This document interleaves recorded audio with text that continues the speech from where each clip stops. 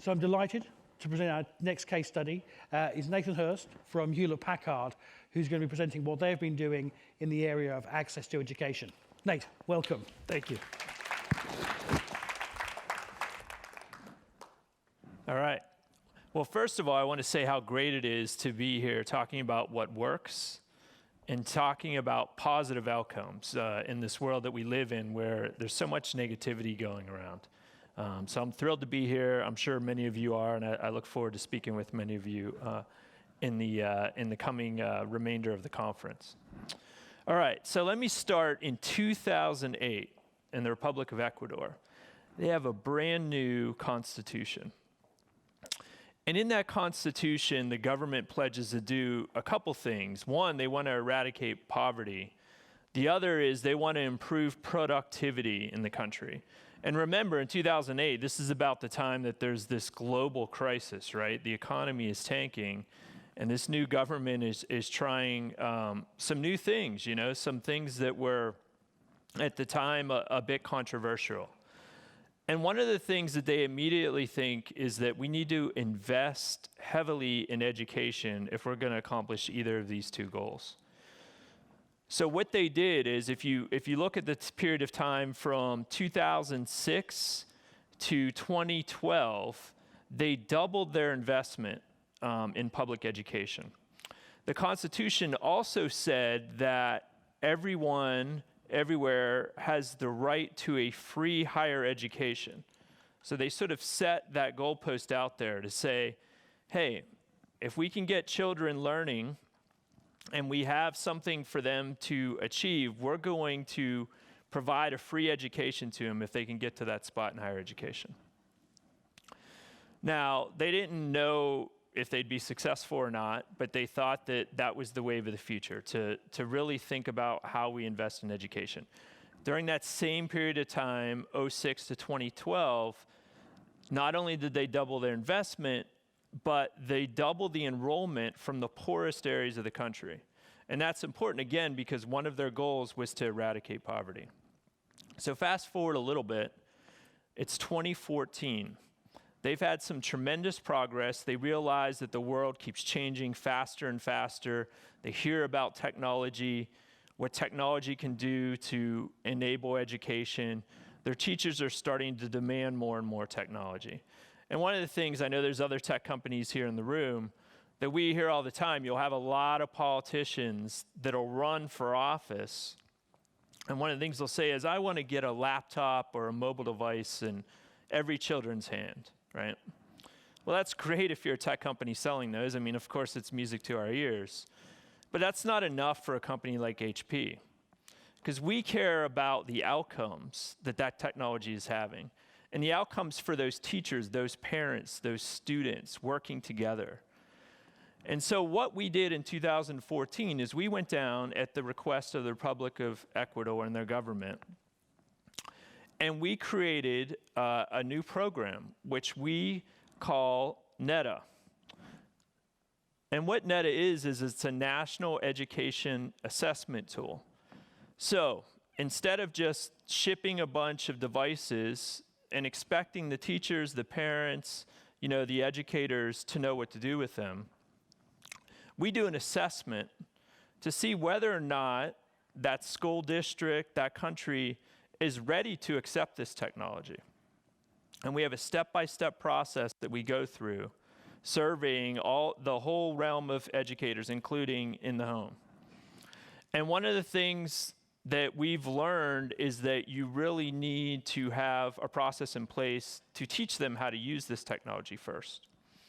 And so that's what we've been doing. We've been going through NETA. We have a bunch of very smart people, smarter than me, that run these data analytics, and they share this data and look for meaningful outcomes when we do pilots and testing of where our technology is helping these students actually learn.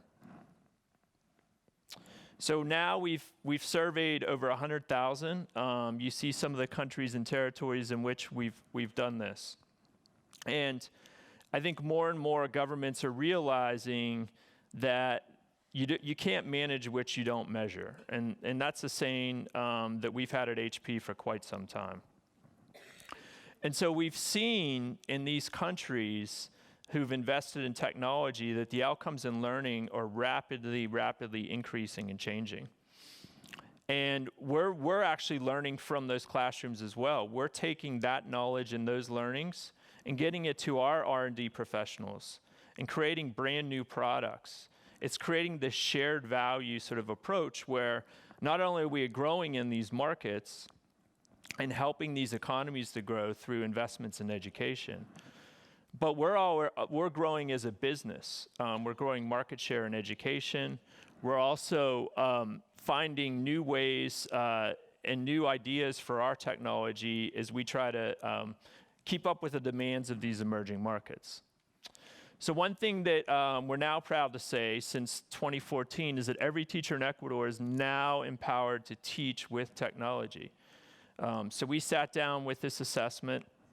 These teachers have all learned how to use this technology. We've given them some ideas, other NGOs on the ground, obviously, that have tremendous programs, and with our size and scale and our networks, we bring some of those NGOs to the table. And they're using that technology to actually increase learning among these students. And we think that what's working for us is this shared value approach and investments in education. We're seeing growth not only in our company, but in these countries in terms of their GDP and in terms of their learning outcomes. We're seeing more and more students, K through 12, going on to higher education opportunities, like the one I mentioned in Ecuador, where the government, through their new constitution, created this free learning opportunity for students. And for us, this is all part of a strategy to grow our business in a meaningful way. And our education vertical is one of the fastest growing parts of our business. Not only have we grown market share in the education sector, but we've also now surpassed Lenovo as the #1 personal systems technology company in the world. That coupled with our printing group, which obviously print has a lot of meaningful outcomes over time in the number of books that we've printed to help these teachers learn. And we're working alongside these teachers. We're not trying to force technology down their throat. They're asking for it. We're saying we're happy to provide it, but we want to help you learn how to have meaningful outcomes with this technology.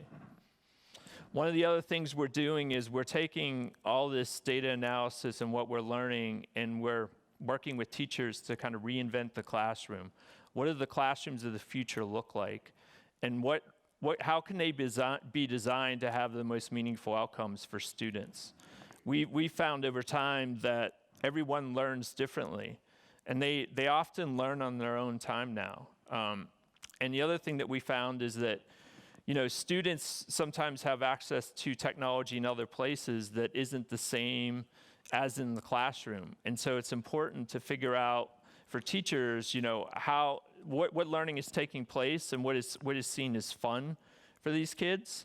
Because if it's not fun and they aren't enjoying themselves, they're not going to learn. So, thank you. I think you wanted to keep some time for some questions. Please, thank you, Nathan. All right.